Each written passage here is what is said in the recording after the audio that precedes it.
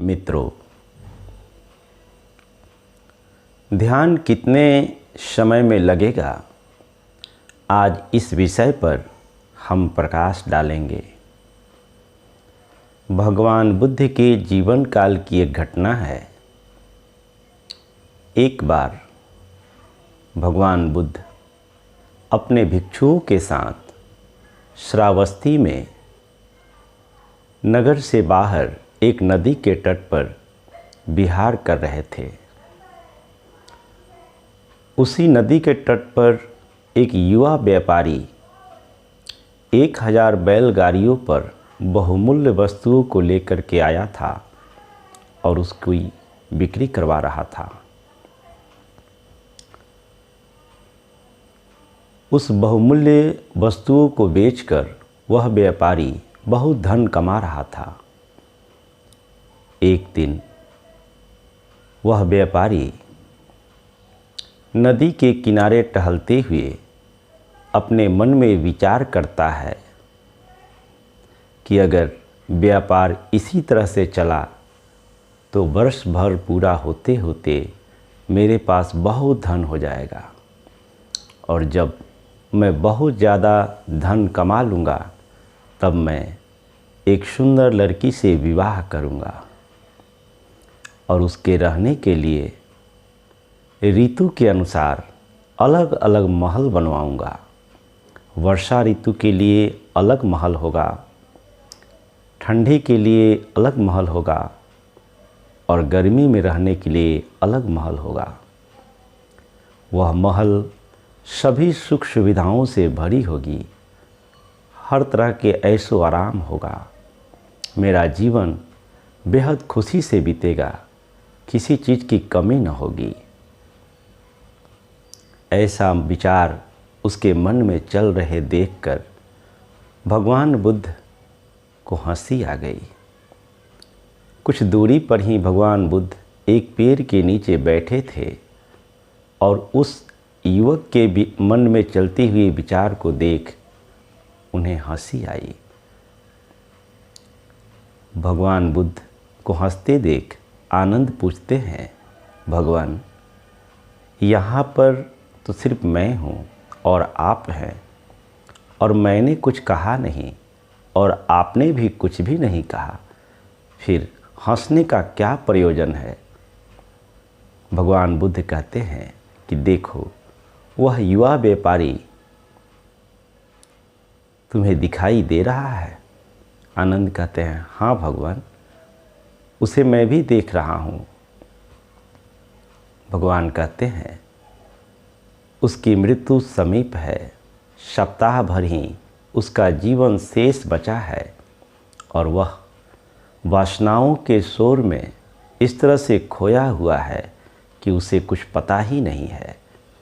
बेहोशी की निद्रा में सोया हुआ है। वह लंबी लंबी सपनाओं सजा रहा है, लेकिन उसकी मृत्यु करीब है। उसके मृत्यु के करीब होते देख मुझे उसके विचारों पर हंसी आ रही है और दया भी। आनंद भगवान से विदा लेकर उस युवा व्यापारी के पास जाते हैं और उस युवा व्यापारी को उसके मृत्यु के बारे में बताते हैं। मृत्यु की बात सुनते ही वह युवा व्यापारी थर थर काँपने लगा और काँपते हुए वह धरती पर गिर पड़ा। कुछ देर पहले जो अपने सपने को सजाते हुए हंस रहा था, मुस्कुरा रहा था, आनंदित था, अब वह बिल्कुल ही बदल गया। उसकी स्वप्न तिरोहित हो गई थी। वह सुंदर स्त्रियों को भूल चुका था, ऋतु के अनुसार महल को भूल चुका था, सारी सुख सुविधाओं को भूल चुका था। उसके चारों तरफ अब अंधेरा ही दिखाई दे रहा था। वह भयभीत होकर रोने लगा। आनंद कहते हैं, मित्र, मृत्यु के भय से भयभीत न हो, क्योंकि मृत्यु यात्रा का अंत नहीं, मृत्यु तो एक पड़ाव है, उसके बाद भी यात्राएं चलते रहती है। आओ हम भगवान बुद्ध के पास चलते हैं, वही तुम्हें मार्गदर्शन देंगे। आनंद की बात सुन वह युवा व्यापारी बुद्ध की ओर चल पड़ा। बुद्ध को तो वह पहले भी देखा होगा, लेकिन उस समय बुद्ध से उनका कोई लेना देना नहीं था, क्योंकि जो धन की यात्रा पर निकला हो उसे बुद्ध पुरुष से क्या लेना देना। अगर देखा भी होगा तो मन में ऐसे भी विचार चले होंगे कि ये लोग नाहक अपनी जीवन बर्बाद कर रहे हैं, सुख सुविधाओं का त्याग कर कष्ट भरा जीवन जी रहे हैं। ऐसा भी सोचा होगा कि इससे अच्छा तो हमारे नौकर चाकर जीवन जी रहे हैं, यह अपने ज़िंदगी को बेकार में बर्बाद कर रहे हैं।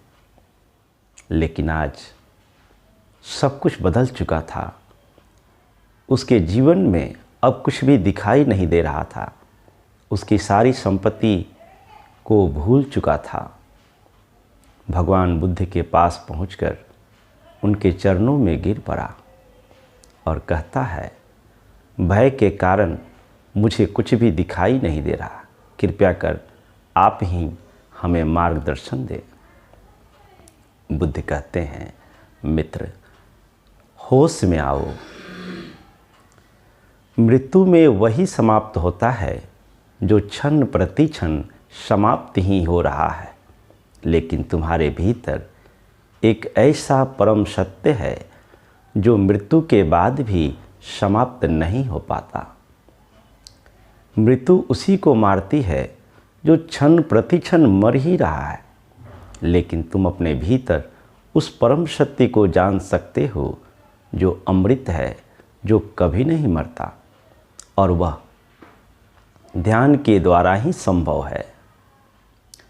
मृत्यु तो 7 दिन बाद में आएगी, अभी तुम्हारे जीवन में 7 दिन बाकी है। इन 7 दिनों में तुम चाहो तो उस अवस्था को प्राप्त कर सकते हो जो कभी नहीं मरता। भगवान बुद्ध से वह युवा व्यापारी बहुत प्रभावित हुआ और वह उनके बताए हुए ध्यान मार्ग का अनुसरण करने लगा। अब वह युवा व्यापारी अपनी सारी संपदा, नौकर चाकर, सुख वैभव सबको भूलकर ध्यान करने लगा। पूरी तरह से समर्पित होकर साधना में लग गया। रात हुई, बुद्ध और उनके भिक्षु विश्राम करने लगे, लेकिन वह युवा व्यापारी विश्राम नहीं कर रहा था। दिन रात ध्यान में लग गया। 7 दिन पूरे हुए। 7वें दिन, इन 7 दिनों में ही वह श्रोतापन की अवस्था को प्राप्त कर लिया। बुद्ध परंपरा में ऐसी मान्यता है कि जो कोई साधक अपने 10 पुण्य पारमिताओं को पूरा करते हुए ध्यान में संलग्न हो जाता है, तो हो सकता है इसी जीवन में वह श्रोतापन की अवस्था को प्राप्त कर ले। श्रोतापन अर्थात मुक्ति के स्रोत में ऐसा व्यक्ति पड़ जाता है। अब ज़्यादा से ज़्यादा 7 जन्म ही उसको इस धरती पर आना होगा और वह ध्यान साधना कर अरहंत हो जाएगा। इससे ऊपर की एक अवस्था है जिसको कहते हैं सगदागामी। ऐसा व्यक्ति 3 जीवन प्राप्त करता है और वह मुक्त हो जाता है। उसके ऊपर एक अवस्था है जिसको अनागामी कहते हैं। अनागामी साधक इस धरती पर नहीं आता, बल्कि वह अपनी साधना के द्वारा अपने अन्य लोक में ही साधना करके मुक्ति को प्राप्त कर लेता है। और अरहंत वो महापुरुष है जो इसी जीवन में अपने चित्त के विकारों को समाप्त कर अरहंत हो जाता है और वह मुक्ति को प्राप्त होता है। वह युवा व्यापारी भी 7 दिनों में साधना करके श्रोतापन की अवस्था को प्राप्त हुआ। मृत्यु तो हुई, लेकिन वह मृत्यु उसकी समाधि मरण हुई। मित्रों, वास्तव में हर व्यक्ति की मृत्यु तो होगी ही, लेकिन वह मरने वाला शरीर होगा जो क्षण प्रति क्षण मर रहा है। आपकी यात्राएं जब तक पूरी नहीं होगी तब तक तो आपको अनेक जीवन से गुजरना है। वास्तव में मृत्यु एक पड़ाव है। मृत्यु के साथ आपकी जीवन की यात्राएं समाप्त नहीं होती। जिस तरह से कोई थका हुआ व्यक्ति कुछ देर के लिए विश्राम करता है और फिर अपनी मंजिल की ओर आगे बढ़ने लगता है, ठीक उसी प्रकार मृत्यु के समय में भी यह जीवात्मा इस जीवन के थकान को दूर कर फिर नई यात्रा के लिए नई ऊर्जा के साथ आगे बढ़ जाती है। तो ध्यान कितने दिन में होंगे, कितने समय में होंगे, यह निर्भर करता है कारण के ऊपर। अगर कारण बड़ा हो तो ध्यान बहुत शीघ्र लग सकती है, अगर कारण छोटा हो तो ध्यान लगने में बहुत समय लग सकता है। मित्रों, आवश्यक है भविष्य की कल्पनाओं का त्याग कर वर्तमान में जीवन जीने का अभ्यासी बनना। वर्तमान में जिए। ध्यान वर्तमान में जीने की कला को सिखाता है। यह आपके ऊपर निर्भर करता है कि आप कितना तत्पर हैं ध्यान के प्रति।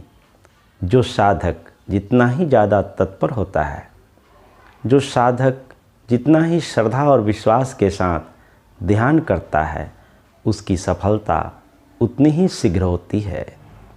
इन्हीं शब्दों के साथ आज की वाणी को विराम देंगे। आप सबका मंगल हो, सबका कल्याण हो, सबका भला हो।